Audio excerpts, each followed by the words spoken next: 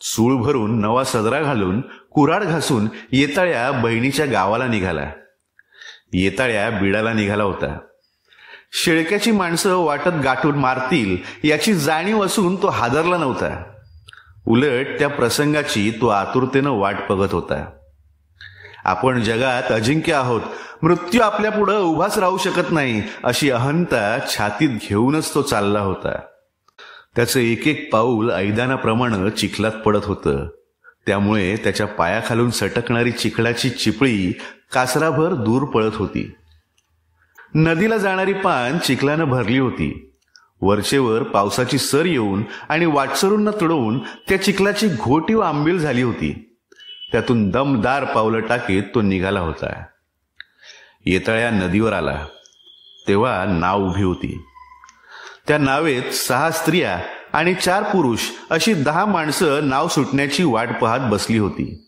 आणि त्या नावेचा भोई नाव खुंट्याला तांगडून दुरून येणाऱ्या वाटसरूंची वाट पाहत होता. एवढ्यात येताळ्या नावेजवळ आला. प्रथम त्याने स्त्रियांच्या घोळक्याला पाहून चौकशी केली. त्यात किती तरुण आहेत, किती म्हाताऱ्या आहेत याची काळजीपूर्वक पाहणी करून मग भोयाकडे नजर टाकली. त्या 6 स्त्रियांपैकी 2 पोरी अगदी तरुण होत्या. त्या प्रथमच नांदून प्रथमच माहेरी निघाल्या होत्या. त्यांचा हसरा स्वभाव, नटवेपणा वगैरे पाहून तो चेकायला. त्याने दणकन नावेत उडी घेतली. नाव डगमगली आणि आत बसलेली माणसं उलती पालती झाली. भोई खाली पडून पुन्हा उठून म्हणाला, ए माणूस आहेस का रानगा? हे ऐकून येताळ्या खजील झाला. तो काहीही न बोलता एका कोपऱ्यात बसला.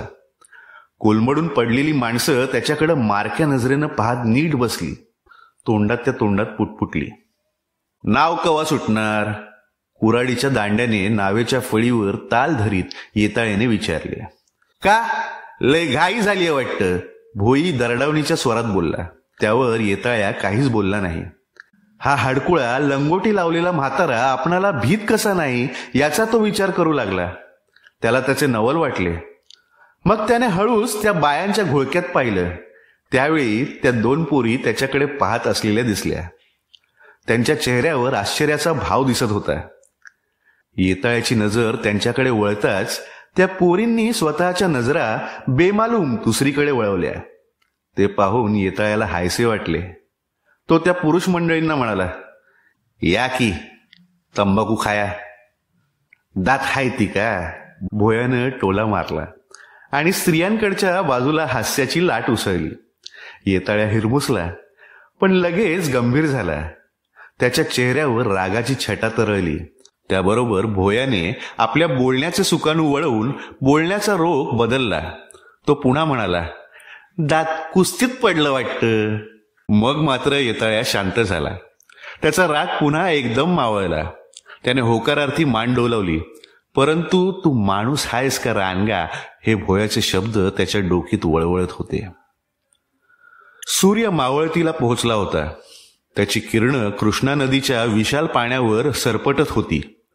ती शांत कृष्णा आज भलतीच उग्र झाल्यामुळे हत्ती एवढ्या लाटा उधळीत होती.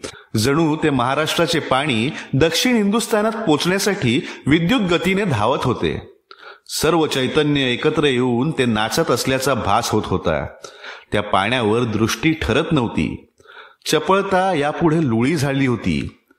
त्या प्रचंड दराऱ्याने नाव डगमगत होती. आत बसलेल्या जीवांची काळजं लुकलुकत होती. कृष्णामाई आम्हाला सुखरूप पोचव असं ती मनात म्हणत होती, आर्जवित होती. भोयाने नाव सोडण्यासाठी नावेचा सौंदर्य सोडून तो उठला.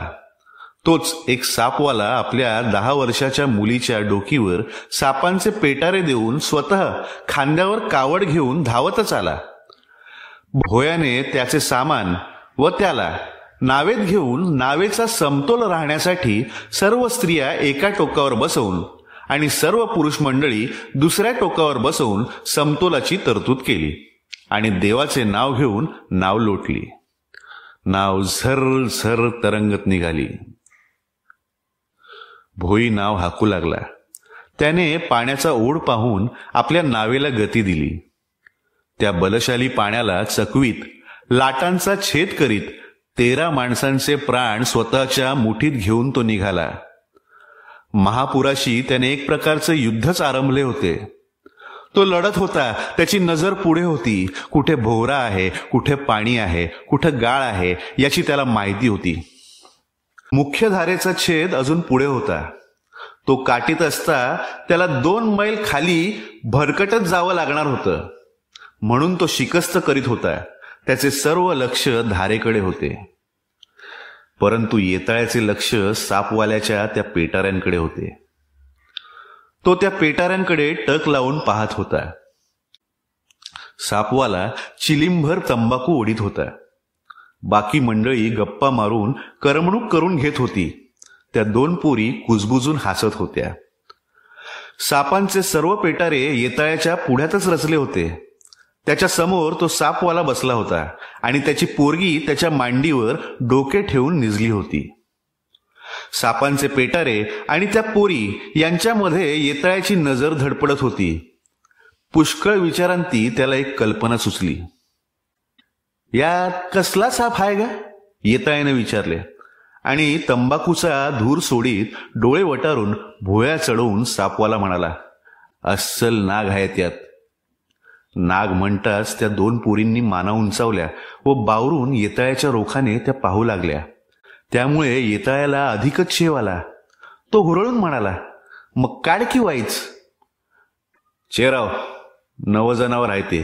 सापवाला पसरट चेहरा करून म्हणाला, सैतान आहे त्यो नाग. काल 2दा मला चावला. अरे मग बघू वाईच, दाखवला आमनं. नाही रे बाबा, उगीच गप बस. सापवाल्याने डोळे वटारले आणि दम दिला. परंतु बायकांच्या घोळक्यात नागोबा पाहण्याची भलतीच उत्सुकता वाढली. पदरांची चाळवाचाळव झाली.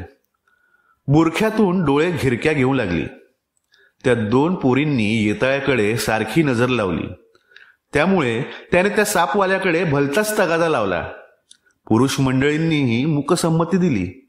सापवाला नाही म्हणत होता. येताळ्या दाखव म्हणत होता. त्या दोघांची हुज्जत लागली होती. भोई ऐकत होता. शेवटी त्याने गप्प बसा असा इशारा दिला. त्यावेळी मुख्य धारेचा छेद सुरू होता.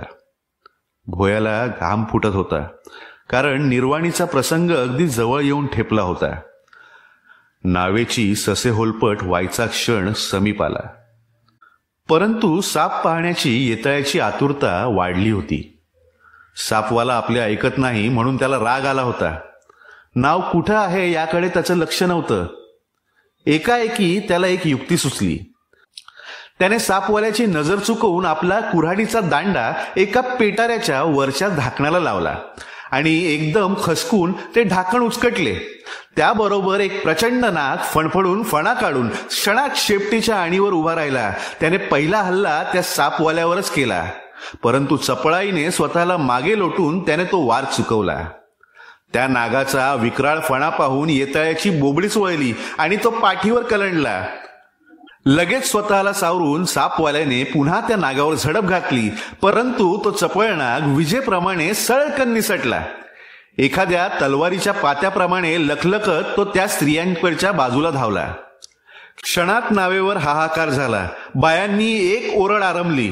नावेत गोंधळ सुरू झाला. जो तो नाग नाग करून ओरडू लागला आणि जीव वाचवण्यासाठी धडपडू लागला. साप आपल्याकडे येत असलेला पाहताच सर्व बाया ज्या टोकावर पुरुष मंडळी होती तिकडे धावल्या. एका क्षणात नावेचा समतोल नष्ट झाला. मृत्यूशी उशीर झुंजणारा तो भोई कसपटाप्रमाणे दूर फेकला गेला आणि नाव कलंडली. गर्रकन फिरून उपडी झाली. एखाद्या पाठीखाली कोंबडी डाळावी तद्वत ती 13 माणसं डाळली गेली. क्षणभरच त्यांनी जगण्यासाठी शेवटची धडपड केली. एकच किंकाळी फोडली आणि मृत्यूनं त्यांना आपल्या पोटात गडप केले.